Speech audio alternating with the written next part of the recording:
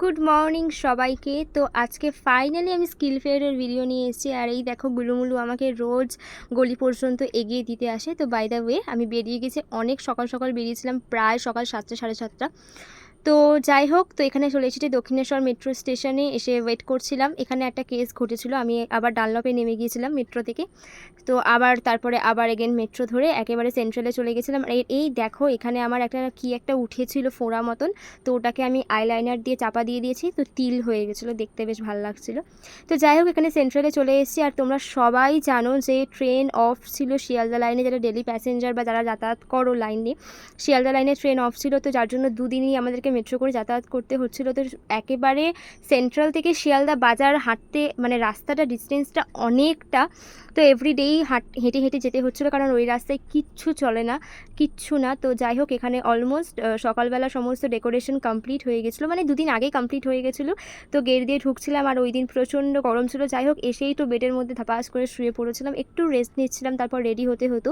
তো ওই দিন আমার যে বড় রেসপন্সিবিলিটি ছিল সেটা হচ্ছে আমাদের ডিপার্টমেন্টের 3টে সেগমেন্ট ছিল। একটা হচ্ছে live makeup demonstration, live international hairstyle demonstration, আর হচ্ছে homemade chemical free product making.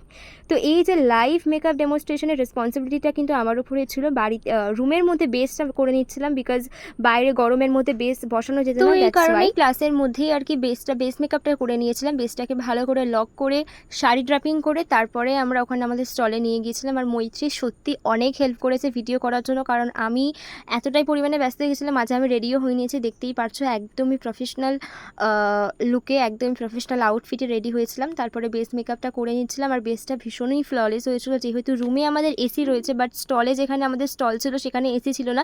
এই যে দেখো এরকম টাইপের একটা স্টল হয়েছিল। তো প্রত্যেকটা ডিপার্টমেন্টেরই এরকম স্টল। তো সেকেন্ড স্কিল ফেয়ারের সেকেন্ড যে ডে, সেখানে আমি প্রত্যেকটা স্টলে তোমাদের সাথে শেয়ার করব। আর এই আজকের দিনটাতে যেহেতু আমার লাইভ মেকআপ ডেমনস্ট্রেশনের যেহেতু রেসপন্সিবিলিটি ছিল, সেই কারণে আমি আর পারিনি তোমাদের সাথে শেয়ার করতে। তো সেকেন্ড ডেটা পুরো প্রত্যেকটা স্টলে ঘুরেছিলাম, তো সেই দিনের ভিডিও আমি শেয়ার করব, সেটা সেকেন্ড পার্টে আসবে।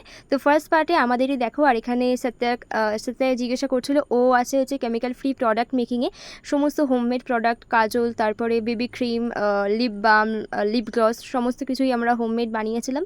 তো ও ওইগুলোর এক্সপ্লেনেশন করে বুঝিয়ে দিচ্ছিলো, যারা এসেছিলো জিজ্ঞাসা করতে। তো প্রচুর ইন্ডাস্ট্রি থেকে, প্রচুর বিভিন্ন কোম্পানি থেকে আর কি অনেকেই এসেছিলো, তো জিজ্ঞাসা করছিল কী করছি না করছি। আর এইখানে দেখো যে হোমমেড কাজলটাই ওরা বানিয়েছিল, সেটা দিয়ে আমি এখানে লাইনার এবং কাজল দুটোই পরিয়েছিলাম, ভীষণ ভালো হয়েছিল। তো কাজল যে আমরা তৈরি করেছিলাম সেটার পুরো কী বলে প্রসেসটাকে আমি রেকর্ড করেছি, সেটা তোমরা দেখতে পারবে। আমি এখনও পর্যন্ত এডিট করে উঠতে পারিনি, আমি খুবই ল্যাদ খাচ্ছি স্কিল ফেয়ারের পর থেকে। তো যাই হোক, আস্তে আস্তে এডিট করবো, আমি ব্লগটা আপলোড করবো। আর দুপুরে লাঞ্চে ছিল বিরিয়ানি, তো মুখের অবস্থা লিটারেলি এরকম লাগছিল, জাস্ট দেখো ঘেমে পুরো স্নান করে গেছি, মানে কিছু করার নেই, আর কী বা বলবো বলো। তো মোটমাট এই হচ্ছে অবস্থা ভাই, শেষ।